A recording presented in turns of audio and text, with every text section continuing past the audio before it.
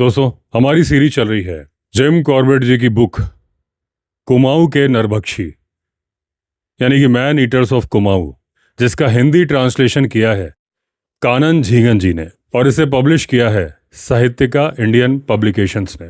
हमारी अगली कहानी है रॉबिन। अब कॉर्बेट जी बोलते हैं, मैंने उसके माता पिता में से किसी को भी नहीं देखा था।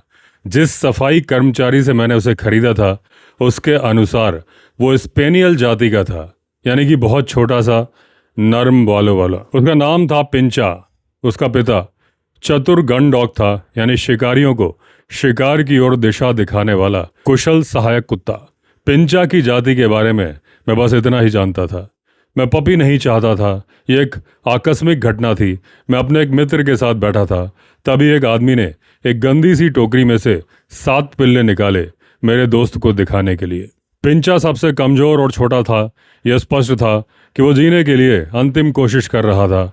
अपने से थोड़ी सी अधिक ताकत वाले भाई बहनों को छोड़कर वो मेरे निकट आ गया। एक बार मेरे आसपास एक चक्कर लगाकर मेरे बड़े बड़े पैरों से लिपट गया। उस दिन की सुबह बहुत ठंडी थी। मैंने उसे उठाकर अपने कोट के अंदर छिपा लिया। कृतज्ञता जताने के लिए वो मुंह बाहर निकालकर मेरा मुंह चाटने लगा। उसके शरीर की असह्य दुर्गंध को मैंने अनदेखा किया। वो तब 3 महीने का था। वो अब 13 साल का हो चुका है। अब भारत का सारा सोना देकर भी कोई उसे मुझसे खरीद नहीं सकता। मैं उसे घर ले आया। हल्के गर्म पानी और साबुन से नहलाकर उसे पेट भर खाना दिया और उसका नया नामकरण किया रॉबिन। ये नाम हमारे घर में काम करने वाले एक वफादार कुली की स्मृति में रखा था। उसने एक गुस्साई मादा रीछ के आक्रमण से मेरे 4 साल के भाई और 6 साल के मुझे बचाया था। भूखी प्यासी धरती जैसे थोड़ा सा जल पाकर भी हरी हो जाती है, वैसे ही रॉबिन नियमित भोजन खाकर ऊर्जावान हो रहा था। उसे आए कुछ हफ्ते हो गए थे। मैं इस सिद्धांत को मानता हूँ कि लड़कों और पिल्लों को किसी प्रकार की ट्रेनिंग देने में शीघ्रता नहीं करनी चाहिए। एक सुबह मैं उसे अपने साथ ले गया। फिर उससे थोड़ी दूर रहकर मैंने 1-2 फायर किए। मैं चाहता था कि वो ऐसी आवाज़ों को सुनने का आदी हो जाए। हमारी जागीर के ढलान की ओर घनी कांटेदार झाड़ियाँ थीं। जब मैं उनके आसपास चक्कर लगा रहा था, मुझे एक मोर दिखाई पड़ा। रॉबिन के बारे में सब कुछ भूलकर मैंने फड़फड़ाते मोर को नीचे गिरा दिया। वो कांटों वाली झाड़ियों पर पड़ा था। झाड़ी बहुत घनी और कटीली थी। मेरे लिए उसमें घुसना कठिन था। रॉबिन उसके पीछे भागता हुआ घुस चुका था। मैं दूर तक भागकर झाड़ियों के बाद खुले मैदान में पहुंचा। वहां सूर्य की धूप खिल उठी थी। मेरे पास यदि कैमरा होता तो मैं एक अनोखी फोटो खींच लेता। मोरनी बड़ी उम्र की थी। गर्दन के पंख दाहिनी ओर मुड़े हुए थे। एक पंख टूटा हुआ था। वो जंगल की ओर जाने की कोशिश में थी। रॉबिन उसकी पूंछ से लटका हुआ घिसटता जा रहा था। मैं उसकी ओर भागा और बेवकूफ़ी से पक्षी को गर्दन से पकड़कर उठा लिया। उसी समय उसने दोनों टांगों से रॉबिन पर प्रहार किया और वो सिर के बल गिरा। वो गिरा तो, परंतु एक पल में ही पैरों पर खड़ा हो गया। मैंने मृत पक्षी को जमीन पर रखा तो रॉबिन उसके इर्द गिर्द नाचने लगा। बीच बीच में कभी उसके सिर पर हाथ लगाता, कभी पूंछ पर। उस दिन उसका पाठ पूरा हो चुका था। घर लौटते समय ये कहना कठिन था कि हम दोनों में से कौन अधिक गौरवान्वित हो रहा था, रॉबिन जो पहला शिकार घर ला रहा था, या मैं उस गंदी टोकरी में से एक विजेता को उठाने वाला। शिकार का मौसम अपनी समाप्ति पर था। अगले कुछ दिन रॉबिन को बटेर, फाख्ता या कभी कभी तीतर ही खाने को दिया गया। हम लोग गर्मियों में पहाड़ पर रहते थे और नवंबर आते ही नीचे की ओर प्रस्थान करते थे। ये हमारा वार्षिक कार्यक्रम रहता था। लगभग 15 मील सफ़र के बाद ज्यों ही हम लोग एक मोड़ पर पहुंचे, लंगूरों की सेना पर्वत से कूदी और सड़क पार करने लगी। रॉबिन ठीक इनके सामने था। मेरी सीटियों की अवहेलना करता हुआ वो लंगूर का पीछा करते करते नीचे खड्डे में उतर गया। अपनी सुरक्षा के लिए लंगूर पेड़ पर चढ़ गया। मैदान काफ़ी बड़ा था। उसमें कहीं कहीं कुछ पेड़ थे। वहाँ से 30-40 गज की सीधी ढलान पार करके कुछ गज की सपाट जमीन थी। फिर नीचे सीधे वादी की ओर सड़क जाती थी। उसके दाईं ओर खुले मैदान में कुछ झाड़ियाँ थीं। उनमें से वर्षा के जल से एक जलधारा बन गई थी। रॉबिन झाड़ियों में घुसा और तुरंत बाहर आ गया। उसके कान पीछे को हो गए थे और पूंछ टांगों के बीच में लगी हुई थी। वो अपनी जान बचाने के लिए भाग रहा था। उसके पीछे एक विशाल तेंदुआ भागा आ रहा था। एक एक छलांग में वो रॉबिन के पास आता जा रहा था। मेरे पास कोई शस्त्र नहीं था। मैं सिवाय जोर जोर से हो हुर हुर के अलावा कुछ नहीं कर पा रहा था। सामने से किसी अमीर आदमी की डांडी उठाकर जाते हुए लोगों ने जोश से आवाजें निकाली। इस शोर में लंगूरों की सेना ने तरह तरह की आवाजें निकालकर चेतावनी दी। ये सब 25-30 गज तक चला। इसी बीच ज्यों ही तेंदुआ रॉबिन के पास पहुंचा, ना जाने क्यों वो अचानक मुड़ा और वादी में चला गया। रॉबिन ने एक पहाड़ी का चक्कर लगाया और हमारे साथ मिल गया। रॉबिन उस दिन बाल बाल बचा था। उसने इस घटना से जीवन भर के लिए 2 पाठ पढ़ लिए थे। पहला, लंगूरों का पीछा कभी मत करो, और दूसरा, लंगूरों की चेतावनी भरी आवाजों का मतलब है कि वहीं कहीं तेंदुआ उपस्थित है। रॉबिन की ट्रेनिंग फिर से चल रही थी, परंतु सितंबर में एक बाधा आ गई थी। ये बात साफ हो गई थी कि छुटपन में सही गई उपेक्षा और भुखमरी के कारण उसका दिल कमजोर रह गया था। जरा सा श्रम करने पर वो बेहोश होने लगता था। किसी शिकारी कुत्ते के लिए इससे निराशाजनक और कुछ नहीं कि उसका मालिक उसे घर पर छोड़कर चला जाए। पक्षियों का शिकार अब रॉबिन के लिए वर्जित था। मैं जब कोई बड़ा शिकार करने जाता तो रॉबिन को साथ ले जाने लगा। इस नए खेल को उसने इतनी सहजता से अपना लिया जितनी सरलता से एक बतख पानी में तैरने लगती है। फिर तो जब भी मैं राइफल लेकर जाता उसको साथ लेकर जाता था। इस खेल के लिए तरीका यह था कि हम प्रातः जल्दी निकल जाते। रास्ते में तेंदुए या बाघ के पैरों के निशान देखकर आगे बढ़ते जाते। जब ये निशान जंगल में चले जाते तो रॉबिन आगे की पगडंडी पर यात्रा करता। इस प्रकार से हमें कई बार शिकार तक पहुंचने के लिए मीलों चलना पड़ा। पशु को मारने के लिए शिकारी के लिए पैदल चलते हुए गोली चलाना सबसे आसान रहता है। मचान से या हाथी पर बैठकर नीचे की ओर शूट करना अपेक्षाकृत कठिन रहता है। घायल पशु का पीछा करते हुए अंदाजे से गोली नहीं चलानी होती, क्योंकि उसके महत्वपूर्ण अंगों तक पहुंचना समतल पर रहने से अधिक सुगम रहता है। खैर, निशाना साधते हुए अधिकतम एकाग्रता होते हुए भी मैं कई बार तेंदुए और बाघ को केवल घायल ही कर पाया।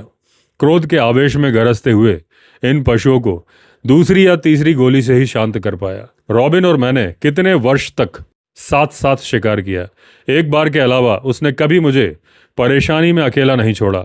उस दिन थोड़ी सी अनुपस्थिति के बाद जब वो वापस आया तो हमने तय किया कि यह घटना भुलाकर कभी उसका जिक्र नहीं करेंगे। अब हम दोनों बड़े हो गए हैं और कुछ कम भावुक भी। आज वो मेरे पैरों पर लेटा है और मैं अपने पलंग पर बैठकर लिख रहा हूँ। अब वो मुझे कभी छोड़ेगा नहीं। इस समय वो अपनी मुस्कुराती हुई सचेत आंखों से और छोटी छोटी गोल मटोल पूंछ को हिलाते हुए मुझे इजाजत दे रहा है कि मैं आप लोगों को कहानी सुनाऊं। हमने तब तक तेंदुए को नहीं देखा जब तक वो घनी झाड़ियों से पूरी तरह से बाहर नहीं निकल आया। वो खड़ा होकर अपने बाएं कंधे के पीछे की ओर देख रहा था। वो बड़े आकार का नर तेंदुआ था। उसकी खाल सुंदर चमकती हुई रेशमी दिखाई पड़ रही थी। चमड़ी पर गुलाब जैसे आकार के नमूने ऐसे उभरे हुए थे जैसे मखमली सतह पर काढ़े गए हों। मैंने जल्दी नहीं की।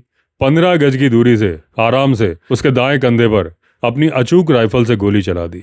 मेरे निशाने पर उसका दिल था, परंतु थोड़ी सी दूरी से चूक गया। अब कुछ फर्क नहीं पड़ने वाला था। गोली उसके शरीर में अपना काम कर रही थी। वो 50 गज आगे ऊपर हवा में उछलकर कलाबाजी खाकर उन्हीं झाड़ियों पर जा गिरा जहां से 1 मिनट पहले वो निकला था। 20, 40, 50 गज। तब तक तो उसे धड़ाम से गिरते हुए सुना। फिर वो आवाज जितनी जल्दी शुरू हुई थी उतनी ही जल्दी शांत हो गई। अचानक ध्वनि के शांत हो जाने के 2 मतलब निकलते थे। या तो तेंदुआ गिरते ही वहीं पर मर गया, या फिर 50 गज आगे वो खुले मैदान में पहुंच गया। उस दिन हम बहुत दूर निकल गए थे। सूर्य अस्त होने वाला था और अभी हम घर से 4 मील की दूरी पर थे। जंगल के इस भाग में कोई आदमी नहीं आता था। रात के समय किसी के आने की उम्मीद लाख में से भी एक भी नहीं थी। इसलिए हम सबका जाना ही उचित था। एम, जिसका कि नाम कोडवर्ड में है, एम निहत्था था। हमारे पास कोई विकल्प नहीं बचा था। ना तो हम उसे छोड़ सकते थे ताकि घायल पशु की निगरानी हो, ना ही साथ में जा सकते थे। इसलिए हम सभी को वापस जाना ही था। उस स्थान पर पहचान का कोई निशान छोड़ने की आवश्यकता नहीं थी, क्योंकि इन जंगलों में मैं 50 साल दिन रात घूमा हूँ। आंखों पर पट्टी बांधकर भी मैं कहीं भी जा सकता था। रात दिन में बदल चुकी थी। रॉबिन पिछली शाम हमारे साथ नहीं था। इस समय वो मेरे आगे आगे जाकर जहां तेंदुआ खड़ा था वहां पर जमीन सूंघ रहा था। उस स्थान पर रक्त के बड़े बड़े धब्बे थे। उसकी परीक्षा करने की जरूरत नहीं थी। घाव की स्थिति जानने की भी आवश्यकता नहीं थी, क्योंकि मैंने गोली को उसके शरीर में प्रवेश करते हुए देखा था। हो सकता है बाद में खून की लकीर का अनुसरण करने की आवश्यकता पड़े, परंतु अभी तो 4 मील चलकर आने के पश्चात थोड़ा विश्राम करने में कोई हानि नहीं थी, बल्कि हमें उससे लाभ हो सकता था। सूर्योदय हो रहा था। धुंधलके में जंगल के लोग बाहर आ चुके थे। वो आगे जाने से पहले घायल जानवर को देखकर क्या कहेंगे, ये जानना अच्छा रहेगा। नजदीक के एक पेड़ के पास मुझे एक सूखी जमीन का टुकड़ा दिखा। उस पर अभी ओस की बूंदें समाई नहीं थी। रॉबिन मेरे पैरों पर लेटा था। मैंने अपनी सिगरेट खत्म ही की थी कि एक मादा चीतल और उसके पीछे पीछे 2 और हिरनियां कोई 60 गज पर दिखाई दी। वो सब एक स्वर में किसी को बुला रही थी। रॉबिन उठकर बैठ गया और धीरे धीरे मेरी ओर मुंह मोड़कर देखा। मुझसे नजर मिलाते ही फिर से बोलती हुई चीतलों की दिशा में देखने लगा। उसे अब तक सड़क पर यात्रा का अच्छा खासा अनुभव हो गया था। जब से उसने पहली बार लंगूरों की चेतावनी देने की आवाजें सुनी थी, वो जान गया था कि इसका मतलब है कि आसपास कोई तेंदुआ अवश्य है। चीतलों की बुलाहट की ध्वनि की शैली से यह स्पष्ट था कि वो सब तेंदुए को देख पा रहे हैं। हम थोड़ा सा धैर्य रखें तो वो हमें बता देंगे कि तेंदुआ जीवित है या मर गया। वो 5 मिनट तक बोलते रहे, फिर अचानक सब इकट्ठे 1-2 बार बोले, फिर अपनी सामान्य आवाजों पर लौट आए। तेंदुआ जीवित था और हिला था। फिर सब कुछ शांत हो गया। हमें तो केवल तेंदुए की स्थिति के बारे में जानना था। यह जानकारी हमें छुपकर चीतल का पीछा करने से मिल सकती थी। हवा के बहाव के साथ कोई 50 गज तक चलने के बाद हम झाड़ झंकाड़ वाले इलाके में पहुंचे। हमने हिरण का पीछा करना शुरू किया। ये कोई कठिन काम नहीं था। वास्तव में रॉबिन किसी भी जंगल के बीच से बिल्ली की तरह चुपचाप गुजर सकता था। मुझे लंबे अभ्यास से पता चल गया था कहाँ पर पैर रखना ठीक रहेगा। चीतल दिखाई नहीं पड़ रहे थे। कुछ फीट उनके पास पहुंचकर ही हम उन्हें देख सके। वो खुले मैदान में खड़े होकर उत्तर की ओर देख रहे थे, ठीक उसी दिशा में जहां से पिछली शाम कुछ गिरने की तेज आवाज आकर शांत हो गई थी। यहां तक चीतलों ने हमारी बहुत सहायता की थी। उन्होंने हमें बता दिया था कि तेंदुआ खुले में लेटा हुआ है और जिंदा है। हमें उन्होंने दिशा का ज्ञान भी दे दिया था। ये बताने में पूरे 1 घंटे का समय लग गया कि अब यदि चीतल हमें देख लेते तो वो सारे जंगल के प्राणियों को हमारी उपस्थिति की चेतावनी दे देते। फिर तो अब तक का किया उपकार नष्ट हो जाता। मैं अपने मन में तर्क वितर्क कर रहा था कि हम अपने कदम पीछे कर लें और चीतल के पीछे से गोली मारें, या फिर तेंदुए की गर्जना करके उन सबको यहाँ से भगा दें। तभी उनमें से एक ने सीधे मेरी आंखों में देखा। दूसरे ही पल सावधान रहो की पुकार के साथ वे सब तीव्रतम गति से भाग गए। मुझे खुले मैदान में पहुंचने के लिए केवल 5 गज का फासला पार करना था, परंतु तेंदुआ मुझसे भी तेज था। मेरे पास इतना ही समय था कि मैं झाड़ियों के पीछे उसके गायब होते शरीर का पिछवाड़ा और पूंछ ही देख सका। चीतल ने मेरी सारी योजना बिगाड़ दी थी। अब तेंदुए को फिर से खोजना पड़ेगा। मैं कुछ मिनट मैदान में खड़ा रहा ताकि तेंदुआ स्थिर हो जाए और उसकी छोड़ी हुई गंध हमसे दूर हो जाए। मैं रॉबिन को उत्तर की ओर से आती हुई हवा की ओर ले गया। हम लोग कोई 60-70 गज आगे गए होंगे जब हमारा नेता बना हुआ रॉबिन रुक गया और मुड़कर हवा को अपने चेहरे पर महसूस करने लगा। रॉबिन जंगलों में मौन रहता था। उसे अपने ऊपर गजब का संयम था। खैर, और एक नाड़ी ऐसी है जो उसके पीछे की ओर की टांगों के बीच तक जाती है और उस पर वो काबू नहीं रख पाता। ये तब होता है जब वो तेंदुए को देखता है या फिर उसकी तेज गंध महसूस कर लेता है। वही नाड़ी उस समय फड़क रही थी और उसके पीछे की टांगों के बाल खड़े हो गए थे। पिछली गर्मियों में जंगल के इस भाग में भयंकर तूफान आया था। बहुत से पेड़ जड़ से उखड़ गए थे। रॉबिन की नज़र हमसे 40 गज दूर गिरे पड़े पेड़ पर टिकी थी। उस पेड़ की शाखाएं हमारी ओर थीं। दूसरी ओर तने के चारों तरफ हल्की झाड़ियां थी और छोटी छोटी घास थी। कोई और अवसर होता तो मैं और रॉबिन सीधे वहीं जाते, परंतु आज सावधान रहने की जरूरत थी। इस समय हमारा पाला एक घायल पशु से पड़ा था। वो एकदम भयमुक्त हो जाता है। इस बार तो 15 घंटे से घायल एक तेंदुआ था। इतने लंबे समय से आहत तेंदुआ मनुष्य के विरुद्ध दुर्भाव को पाल चुका था। नतीजा ये था कि वो पूरी शक्ति से लड़ने के लिए तैयार था। आज सवेरे चलने से पहले मैंने 275 राइफल उठा ली थी। पिछली शाम मैंने इसी राइफल का इस्तेमाल किया था। यदि मीलों पैदल चलना हो तो यही हथियार ठीक रहता है, परंतु एक घायल तेंदुए का सामना करने के लिए ये काफी नहीं है। इसलिए सीधे जाने के बजाय मैंने परोक्ष रूप से जाना उचित समझा। इस रास्ते से हम गिरे हुए वृक्ष से 15 गज दूर जाकर उसके समानांतर जा सकते थे। रॉबिन के नेतृत्व में मैं क्रमशः उसी रास्ते पर चल रहा था। शाखाओं को पार करके हम तने के सामने पहुंचे तो रॉबिन रुक गया। उसका निर्देश लेकर मैंने देखा रॉबिन का ध्यान कहाँ केंद्रित है। तेंदुए की पूंछ धीरे धीरे उठ रही थी। उसी गति से वो नीचे भी आ गई। आक्रमण से पूर्व तेंदुआ इसी प्रकार से चेतावनी देता है। मैंने अपनी राइफल को ज्यों ही कंधे पर रखा, तेंदुआ झाड़ियों में से निकलकर हमारे ऊपर उछला। मैंने गोली चलाई तो उद्देश्य उसे मारने का नहीं था, मैं केवल उसे विस्थापित करना चाहता था। मेरी गोली उसके पेट के नीचे से होती हुई बाईं जांघ के मांसल भाग पर लग गई। राइफल की आवाज ने उसकी दिशा बदल दी। वो मेरे सीधे कंधे के ऊपर से निकल गया, मुझे छुए बिना। मैं दूसरी गोली चलाऊं उसके पहले ही वो झाड़ियों में गायब हो गया। रॉबिन मेरे पांवों के पास से हटा नहीं था। हम दोनों ने तेंदुए के वापस जाने की जमीन का ध्यान से परीक्षण किया। खून तो काफी मात्रा में निकला हुआ था। प्रश्न ये था कि ये नए घाव से निकला था कि पुराने घाव से, जो हो सकता है कि उसके उछलने से फट गया हो। ये कहना कठिन था। कुछ भी हो, रॉबिन को फर्क नहीं पड़ा। वो बिना झिझके पशु के खून की लकीर पर चल पड़ा। कुछ देर चलने के बाद रास्ते में घुटनों तक लंबी घास मिली। मैं 200 गज तक आगे बढ़ा होऊंगा कि मैंने सामने ही तेंदुए को खड़े होते देखा।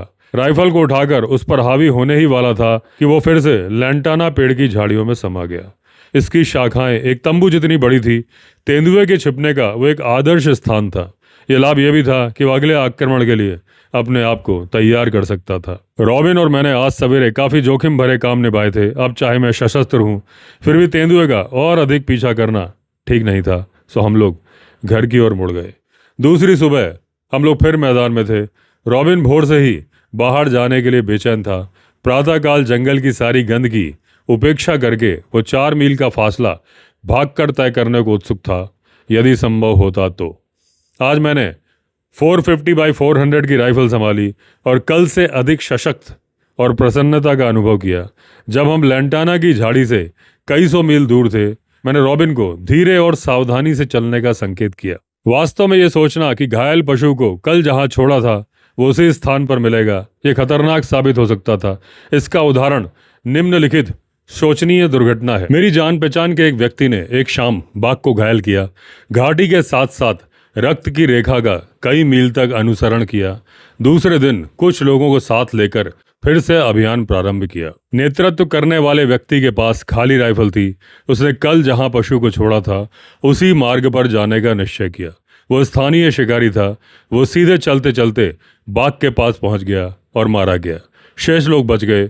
कुछ ने पेड़ों पर चढ़कर जान बचाई और कुछ ने तेज भागकर। मैंने लैंटाना झाड़ी की सही जगह चिन्हित की हुई थी। रॉबिन को मैं पहाड़ी पर ले गया जहां हवा से बचाव हो सकता था। रॉबिन को अच्छी तरह से पता था कि यह तरीका पशु की स्थिति जानने के लिए ठीक था। हम लोग कुछ ही दूर गए होंगे जब रॉबिन रुक गया। हवा की ओर मुख करके मुझे समझा दिया कि बाघ यहीं कहीं है। पिछले दिन की भांति वो गिरे हुए पेड़ की ओर मुंह किए हुए था जहां घना झाड़ झंकाड़ था। उसी पर से हमने लैंटाना तक बाघ का पीछा किया था। वहीं पर उसने हम पर आक्रमण किया था। हमारी ओर के पेड़ के सामने खुला मैदान था, परंतु दूसरी ओर कमर तक की झाड़ियां थी। रॉबिन को मूल मार्ग पर चलते रहने का आदेश देकर हम लोग लैंटाना की झाड़ी तक आ गए।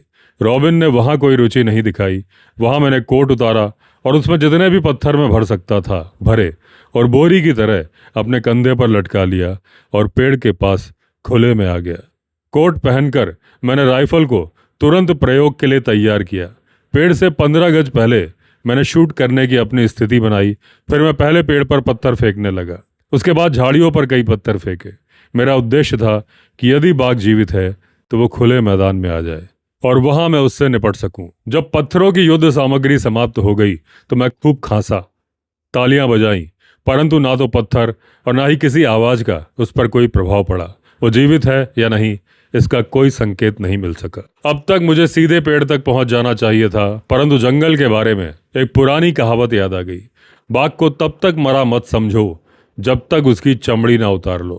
मैं पेड़ के इर्द गिर्द घूमने लगा ताकि मैं चक्कर को छोटा कर सकूं और शाखाओं के बीच तथा तने को सब तरफ से देख सकूं। पहले वृत्त की केंद्र से परिधि तक की दूरी 25 गज थी। मैं 2/3 पार कर चुका था जब रॉबिन रुक गया। जैसे ही मैं नीचे झुककर उसके ध्यान का केंद्र खोजने लगा, एक के बाद एक क्रोध भरी गुरगुराहट सुनाई दी। ऐसा लगा बाघ सीधे हमारी ओर ही आने वाला है। मैं केवल झाड़ियों को जोर से हिलते हुए देख पाया। मेरे पास इतना ही समय था कि मैं तेजी से मुड़कर राइफल ऊपर कर सकूं। तभी कुछ फुट की दूरी पर झाड़ियों में से बाघ का सिर और कंधे दिखाई दिए। बाघ की छलांग और मेरी गोली एक साथ घटी। मैं बाईं ओर कदम लेकर जितना पीछे झुक सकता था उतना झुका और मुझ पर आते हुए बाघ के पार्श्व पर गोली चला दी, यानी पिछले हिस्से पर गोली चला दी। जब घायल हुआ पशु, चाहे वो बाघ हो या तेंदुआ, किसी पर अंधाधुंध आक्रमण करता है पर शिकार को छू नहीं पाता, तो वो आगे चला जाता है, वापस नहीं आता जब तक कि उसे दोबारा छेड़ा ना जाए। मैं रॉबिन को बचाने के लिए एक और हो गया था। जब नीचे देखा तो वो तो गायब हो चुका था। इतने सालों में हम दोनों कितनी बार शिकार पर गए और वापस आए। अब वो अकेला घर की ओर आने का रास्ता खोज रहा होगा। घर तक का 4 मील का मार्ग कई प्रकार के खतरों से भरा था। वो उनसे पार पा सकेगा कि नहीं, इसकी आशा विरल थी। इन सब परिस्थितियों के साथ इतने लंबे रास्ते में उसके कमजोर दिल की भी समस्या थी। इस प्रकार की अनेक चिंताओं के चलते मैं उसे ढूंढने जाने वाला था कि मुझे पेड़ के तने के पीछे से उसका सिर दिखाई दिया। मैंने हाथ को उठाकर उसे बुलाया तो वो झाड़ियों के पीछे छिप गया, परंतु थोड़ी देर बाद झुकी हुई आंखों और लटके हुए कानों के साथ वो चुपचाप मेरे पैरों के पास आकर लेट गया। राइफल नीचे रखकर मैंने उसे बाहों में उठा लिया। जीवन में दूसरी बार उसने मेरा मुंह चाटा। गले से तरह तरह की आवाजें निकालकर वो मुझे जता रहा था कि मुझे कुशलतापूर्ण देखकर वो कितना प्रसन्न था और मुझे अकेला छोड़ने पर वो कितना शर्मिंदा था। अचानक और अप्रत्याशित खतरे के प्रति हमारी प्रतिक्रिया बिल्कुल अलग थी। कुत्ता अनदेखे परंतु सुने हुए खतरे से डरकर सुरक्षा के लिए स्थान ढूंढता है, भाग जाना चाहता है, जबकि अपने मामले में मैंने उस परिस्थिति में जमीन पर पैर जमा कर खड़े रहना जरूरी समझा। पीछे हटना असंभव था। परंतु मैंने रॉबिन को संतुष्ट कर दिया कि वो हमारे अलग होने के लिए जिम्मेवार नहीं था। उसके शरीर ने कांपना बंद कर दिया। मैंने उसे नीचे उतार दिया। हम दोनों बाघ के पास तक गए। उसने बड़ी बहादुरी से लड़ाई लड़ी थी और आखिर में तो लगभग जीत ही गया था। इस समय वो मृत पड़ा था। मैंने आपको रॉबिन की कहानी सुना दी। इंसान का सबसे वफादार मित्र उस समय खुशी से शिकार के मैदान में भाग गया था। मैं जानता हूं वो मेरी प्रतीक्षा कर रहा था। तो दोस्तों, इसी के साथ खत्म हुई है कहानी। हमारी अगली कहानी में फिर मिलेंगे। अगर आपने चैनल सब्सक्राइब नहीं किया है तो चैनल सब्सक्राइब कर लीजिए। चलिए फिर मिलते हैं। तब तक के लिए all the best. Vande Mataram.